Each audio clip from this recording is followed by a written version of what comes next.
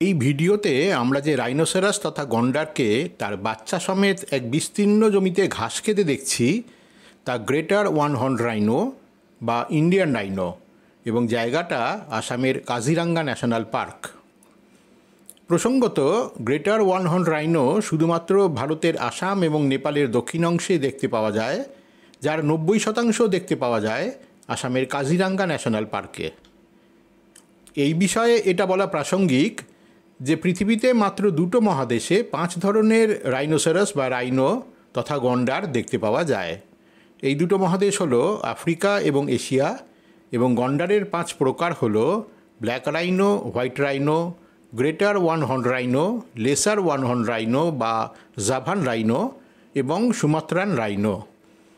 এর মধ্যে black rhino এবং হোয়াইট রাইনো দেখতে পাওয়া যায় আফ্রিকায়, আর গ্রেটার ওয়ান হর্ন রাইনো ভারতে, লেসার ওয়ান হর্ন রাইনো জাভায় এবং সুমাত্রান রাইনো একসময় eastern Himalaya, Myanmar, Thailand, Vietnam, চায়নাতে দেখতে পাওয়া গেলেও বর্তমানে শুধুই সুমাত্রা এবং বোর্নিওতে দেখতে পাওয়া যায়।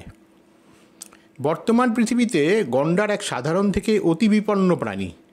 বিংশ শতাব্দীর শুরুতে আফ্রিকা এবং এশিয়াতে এর সংখ্যা ছিল প্রায় 5 লক্ষ, যা 1970 সালে 70,000 এবং বর্তমানে 27,000-এ নেমে এসেছে। এর মধ্যে জাভান রাইনোর বর্তমান সংখ্যা মাত্র 76, যা শুধুমাত্র জাভার উত্তরাংশে অবস্থিত উজুংকুলুং ন্যাশনাল পার্কে দেখতে পাওয়া যায়। গন্ডার এক বিশালাকার প্রাণী। ইন্ডিয়ান রাইনো রাইনো প্রজাতির মধ্যে 3,500 কিলো ওজনের হোয়াইট রাইনোর পরে দ্বিতীয় বৃহত্তম। এর ওজন 1800 থেকে 2700 কিলোগ্রাম এবং পূর্ণবয়স্ক গন্ডারের উচ্চতা মাটি থেকে প্রায় 6 ফুট পর্যন্ত হতে পারে। এটা উল্লেখ্য যে গন্ডারের খড়গ, যা তাদের জীবনকে সুরক্ষিত রাখার সম্বল, তা কিন্তু কোনো হাড় জাতীয় কিছু দিয়ে তৈরি নয়। গন্ডারের খড়গ তৈরি কেরাটিন দিয়ে, যা আমাদের চুল এবং হাত পায়ের নখে থাকে। ভারতীয় গন্ডার 35 থেকে 45 বছর পর্যন্ত বেঁচে থাকে।